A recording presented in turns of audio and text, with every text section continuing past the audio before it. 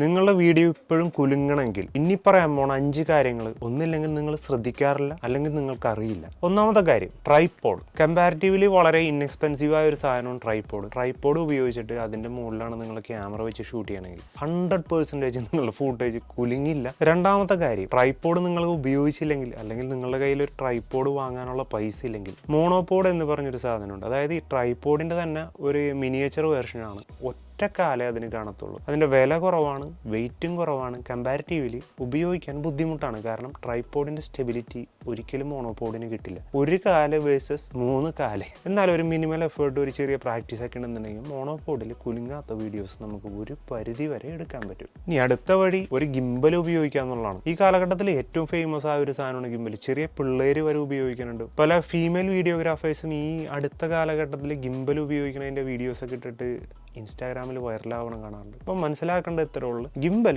വളരെ എക്സ്പെൻസീവായ ഒരു സ്റ്റെബിലൈസറാണ്. സ്റ്റെബിലൈസർ എന്ന് പറഞ്ഞാൽ കുലുക്കം കളയുന്ന ഒരു സാധനം. എന്നാൽ അത് ഉപയോഗിക്കാനായിട്ട് ഒരു മിനിമൽ എഫേർട്ട് മതി. എന്നാൽ ഇതിന്റെ വെയിറ്റ് ഇതിന്റെ മുൻഗാമിയായ സ്റ്റഡി ക്യാമായിട്ട് കമ്പയർ ചെയ്യുമ്പോൾ വളരെ കുറവാണ്. ഏറ്റവും നല്ല സ്റ്റെബിലൈസ്ഡ് ഫൂട്ടേജ് നിങ്ങൾക്ക് കിട്ടണമെങ്കിൽ, സിനിമാറ്റിക് വീഡിയോസ് കിട്ടണമെങ്കിൽ ഒരു പരിധിവരെ ഗിംബലിന് നിങ്ങളെ സഹായിക്കാൻ പറ്റും. അടുത്ത സാധനമാണ് സ്റ്റഡി ക്യാം. സ്റ്റഡി ക്യാം എന്ന് പറഞ്ഞാൽ ഞാനിപ്പോൾ തന്നെ പറഞ്ഞു കഴിഞ്ഞു, ഈ പറഞ്ഞ ഗിംബലിന്റെ പഴയ രൂപമാണ്. ഞാൻ എൻ്റെ ഈ പ്രൊഫഷനിലോട്ട് കടന്നു വരുന്ന കാലത്ത് ഗിംബൽ ഉണ്ടായില്ല, അതിന് പകരം സ്റ്റഡി ക്യാം ആയിരുന്നു. അതായത് ഗിംബൽ എന്ന് പറഞ്ഞ ഉപകരണം ഒരു ഇലക്ട്രോണിക്സ് ഉപകരണമാണ്. അത് കുറച്ച് മോട്ടറുകളുടെ സഹായത്തോടു കൂടിയാണ് ഇതിന്റെ കുലുക്കം കളയണമെങ്കിൽ സ്റ്റഡി ക്യാം ഒരു ഇലക്ട്രോണിക്സ് ഉപകരണമല്ല. അത് കുറച്ച് വെയിറ്റുകളുടെയും കാര്യങ്ങളുടെയൊക്കെ സഹായത്തോടു കൂടിയാണ് അതിന്റെ കുലുക്കില്ലാതായത്. സോ നിങ്ങളുടെ കയ്യിൽ ഗിംബൽ മേടിക്കാൻ പൈസ ഇല്ലെങ്കിൽ OLX തപ്പിയാലോ അല്ലെങ്കിൽ ആമസോണിലോ പഴയ സ്റ്റഡി ക്യാമുകൾ അവൈലബിൾ ആണ്. ഒരിത്തിരി പ്രാക്ടീസും ഒരിത്തിരി എഫേർട്ടും കുറച്ച് വെയിറ്റ് ഹോൾഡിംഗ് കപ്പാസിറ്റി നിങ്ങൾക്കുണ്ടെങ്കിൽ ഓക്കെ.